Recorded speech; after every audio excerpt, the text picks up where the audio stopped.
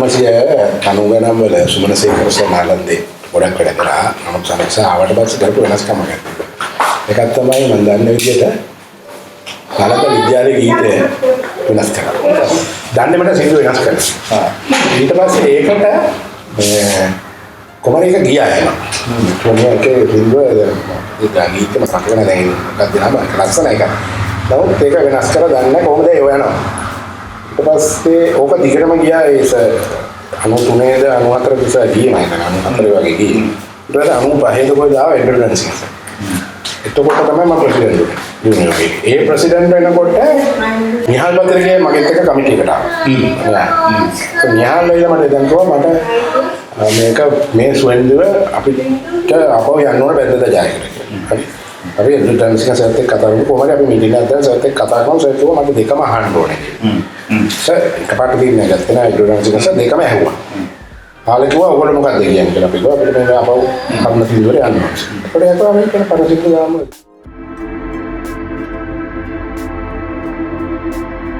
सितारा में वो ग्राउंड के बच्चे किया नहीं तो उन्होंने सितारा में बालिंग हुआ ने मैं बिग मैच थी बेमदास हां एक तो कोट මේක ගන්න බැරුණා නේ ඒක යවන්න උනා රජේ හරි ඊයේ නැත්නම් රොයල් ඩොමිනියන් දිගටම එතනටම ගියා ඒක දිගටම ආවා ඒකෝට එන්නේ අපේ කවුන්ට් එකත් අඩු වුණා බිග් මැච් වලට ප්‍රමාණය එකක් දුර යන්න ඕන අනිත් එක අර තියෙන විදියට බිග් මැච් එකකට සුසු වාතාවරණයක් නෙමෙයි ඊට පස්සේ එන්නේ කවුන්ට් එක අඩු වුණා 95 අපි ඉන්ටර්නැෂනල් සර්ට කිව්වා මේක මෙහාට කරන්න ඕනේ ඒක ආනන්දිනුත් ඒක පුෂ්ලා තිබ්බා සමානව අපිට පොඩි කමිටියක් ඇතුලේ ඒකට මම හිතන්නේ සම්බන්ධ වුණා.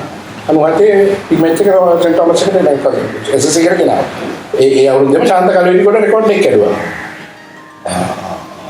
ඒක බලන්න අර අතනයි මෙතනයි වෙනද?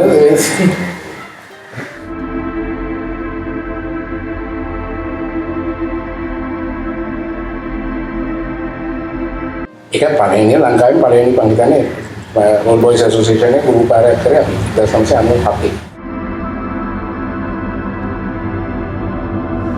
ඊට පස්සේ ස්කොච් කෝට් එක පටන් ගත්තේ මගේ අවුරුද්දේ අපේ ඉන්නකොට ස්කොච් කෝට් එකක් හැදුවා ඒක හැදුවේ සම්පූර්ණ වියදම මගේ ක්ලාස්මේට් කස්සප මහේන්ද්‍ර සිල්වා කමරි ඒක පටන් ගත්තා අපේ කාලේ ඊට පස්සේ මම හිතන්නේ මට මතක විදිහට ෂේක්ස්පියර් නාට්‍යයක ආපහු පටන් ගත්ත නාලන්දේ නැති වෙලා ගියා එන්ටර්ටේන්ස් එක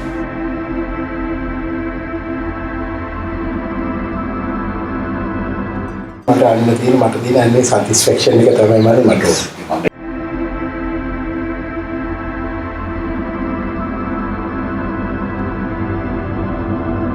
දැන් මේක ඉදා කරපුව කරන්න බෑ නේද හරි නෝ දැන් කොල්ලොන්න කරන්න දී අන්නට බෑ